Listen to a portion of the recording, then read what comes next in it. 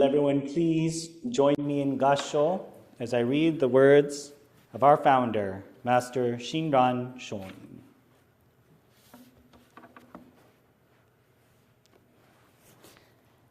The emperor and his ministers, acting against the Dharma and violating human rectitude, became enraged and embittered. As a result, Master Genku, the eminent founder who had enabled the true essence of the Pure Land Way to spread vigorously in Japan, and a number of his followers, without receiving any deliberation of their alleged crimes, were summarily sentenced to death or were disposed of their monkhood, given secular names, and consigned to distant banishment. I was among the latter. Hence, I am now neither a monk nor one who is of worldly life. For this reason, I have taken the name Toku, stubble-haired, as my name. Master Genku and his disciples, being banished to the provinces in different directions, passed a period of 5 years in exile. Namo Amida Butsu. Namo Amida Butsu. Namo Amida Butsu. Namandatsu. Good morning, everyone. I would once again like to thank you, Donna Sasaki, for teaching us that wonderful new gatha. It's always wonderful to see the BCA as a kind of a moving vehicle, as it's still continuing to develop new songs and new ways for us to engage in the Dharma and to kind of keep us rolling into the future times that we are in. Belated happy Valentine's Day, even though we're not Christian and we don't necessarily observe the original, I guess, meaning of the holiday, but now it is a holiday of cards and chocolates and roses and going out to expensive dinners. I know that I and Reverend Cindy went out to pretty expensive places Valentine's Day. Whew, man, they sure charge an arm and a leg for those days, and people stand in line quite a bit. But we do it because we're in love. But even if you don't have a partner, treat yourself to, Valentine's. Love yourself. You can treat yourself to wonderful food, chocolates, and roses. There is nothing wrong with that whatsoever. So if you aren't with a partner, get yourself flowers, treat yourself to something nice. The most important person you have to love is yourself. But going on the Dharma message for today, and the quote that I mentioned, I realized for some folks this might be a pretty strong or strongly worded quote from Master Shinran. But today is actually a very important day. Today is the 16th of the month. And every month in Honganji, they commemorate the passing of Shinran Shonin. So while Ho'onko, or the actual day of his passing in our tradition, is January 16th, we choose to observe the tradition of monthly memorial services to Master Shinran every 16th of the month, which is why we chanted the Shoshin Nembutsuge, which is why we chanted that kind of long melodic chant. Shinran Shonin wrote that chant. But it is also important to remember the religious figure of who he was in life as well. This is also because even though it is not the day of, it's coming up very quickly, which is Day of Remembrance, which is February 19th, when President Roosevelt signed Executive Order 9066. And with my shared history of all of my past ancestors, over 120,000 Japanese Americans were forcibly removed from their homes and put into incarceration camps. One that was actually in Puyallup that they nicknamed Camp Harmony. But Jodo Shinshu and the people, the followers of Jodo Shinshu themselves are also not, without their shared history in Japan of their own type of exile, as I have read in the following quote. Master Shinran Shonin definitely caused a stir towards the central government, towards the emperor, and towards the religious powers that be at the time, Tendai, or on Mount Hiei. And at the time, the reason for this was because Shinran was able to bring Buddhism to the people.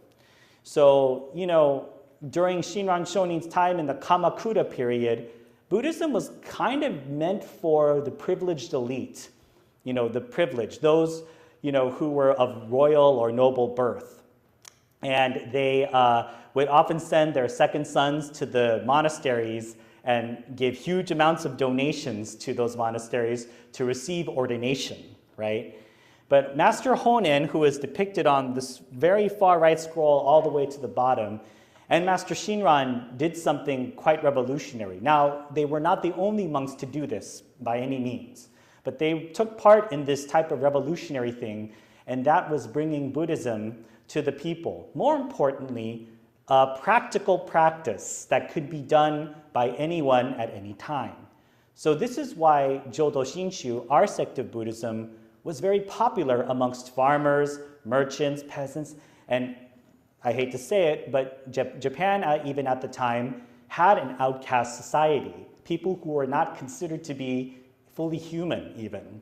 These were folks who worked as leather makers, as people who worked with dead bodies, right, coffin bearers, people who were considered to be what they call unclean.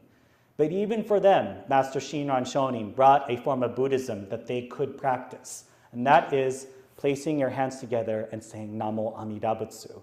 This is because the great practice of saying the Nembutsu comes from Amida Buddha's wisdom and compassion.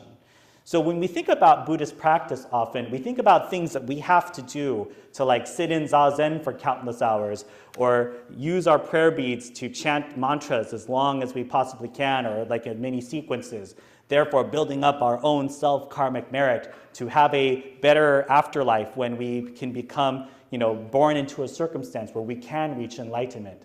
But Shinran turned this establishment on its head by saying, actually, the working of enlightenment is coming towards you right here, right now. All you need to do is receive it, and that is by placing your hands together and saying, Namo Amida Butsu. Amida Buddha, or Bodhisattva Dharmakara, crossed through 10 kalpas and worked hard practices just so we would be able to participate and engage in this type of Buddhism. Now, naturally, this message was not well received by the central government at the time. This was not well received by the Buddhist powers that were at the top at the time, like the Enryakuji, or the monks on Mount Hiei. They often condemned the Jodo Shinshu practice, or the Nembutsu practice, and essentially causing, ripple inside the foundations of the strong power structure that they were in at the time.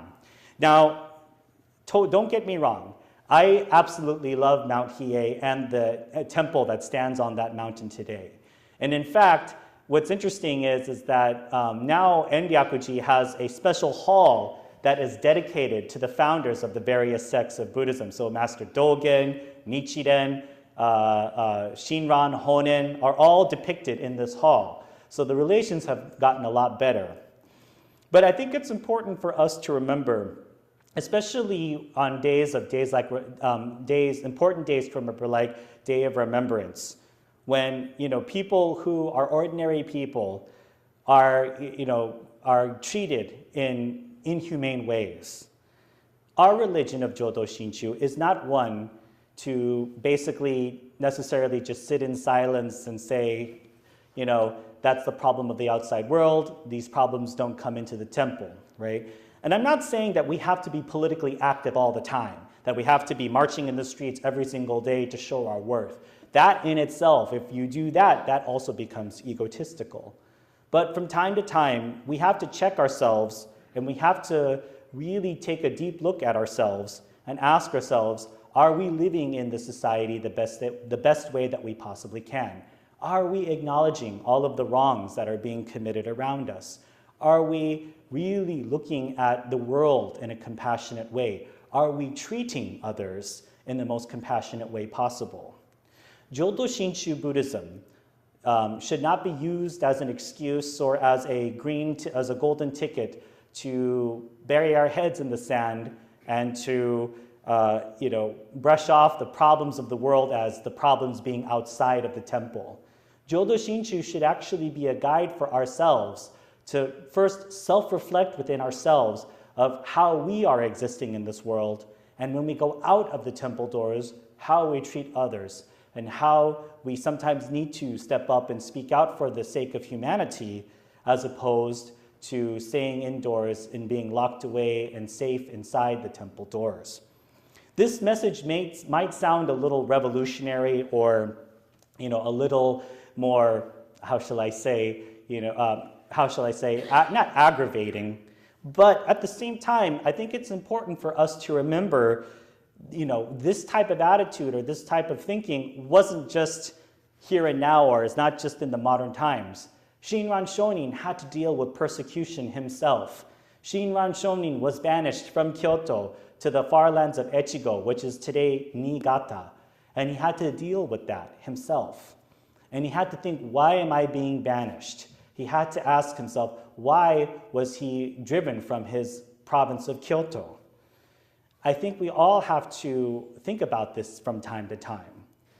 I sometimes think that we take our routines and our abilities and even our privileges for granted, and assume that we're always going to be here the next day, or that we're going to be able to come to temple. And going to the times of World War II, after the Japanese bombed Pearl Harbor, I can't imagine the emotional upset that occurred when the Japanese Americans and Japanese alike were forcibly removed from their homes and no longer could take coming to temple on a weekly basis for granted. And in fact, when you remember history clearly, the priests were the first ones to be taken by the FBI from their homes because they were Japanese American community leaders.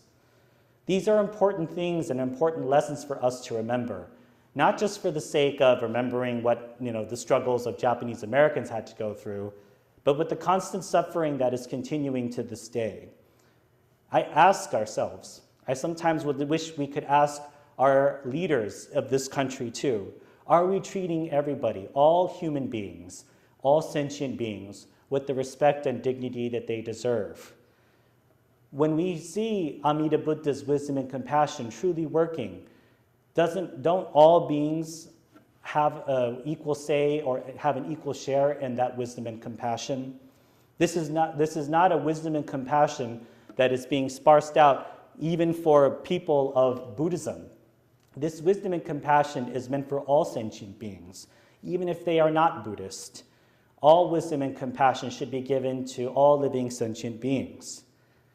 This is a message that Shinran Shonin was trying to tell us again and again and again. And with this in mind, I think it's important for us to remember as we walk out of the temple doors, we ask ourselves this big question. We do sometimes have to make hard decisions, and decisions that will cause people to get upset sometimes. But other times, we have to realize that these decisions, our comfort, right, sometimes isn't always the best option.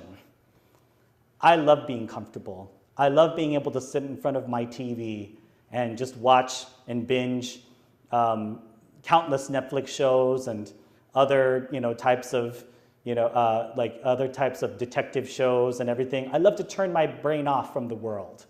Everybody needs this from time to time. We all need that reset.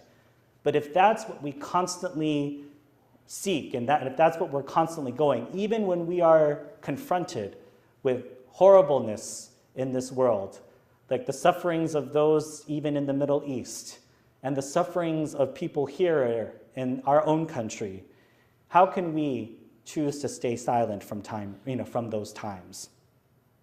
I don't think that one individual can totally change everything in a system that is sometimes, I think, considered to be broken.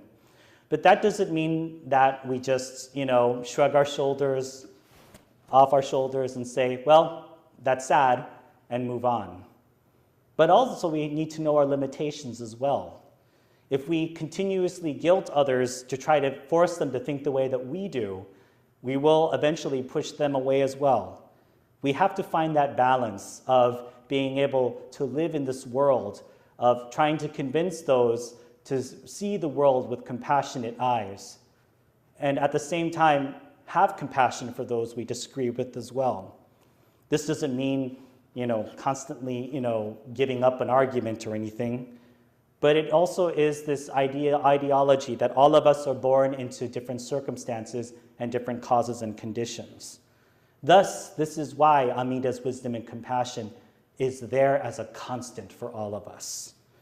So as we step out of the temple doors and back into the world, realize that inside the temple doors here as well, all of us are here to, yes, reset and to regain our emotional vigor and our spiritual vigor. But we are also here to guide ourselves on how we conduct ourselves in life. So in this regard, I ask that we heavily weigh Master Shinran Shonin's words. And with that, would you please join me in Gasho as I once again read Master Shinran Shonin's words in the postscript of the Kyogyo Shinsho. The emperor and his ministers, acting against the Dharma and violating human rectitude, became enraged and embittered. As a result, Master Genku, the eminent founder who had established the true essence of the Pure Land Way, to spread vigorously in Japan, and a number of his followers, without receiving any deliberation of their alleged crimes, were summarily sentenced to death or were disposed of their monkhood, given secular names, and consigned to distant banishment. I was among the latter. Hence, I am now neither a monk nor one in worldly life. For this reason, I have taken the term Toku, stubble-haired, as my name. Master Genku and his disciples, being banished to the provinces in different directions, passed a period of 5 years. Namo Amida Butsu. Namo Amida Butsu. Nam mandabs, nam mandabs, nam mandabs.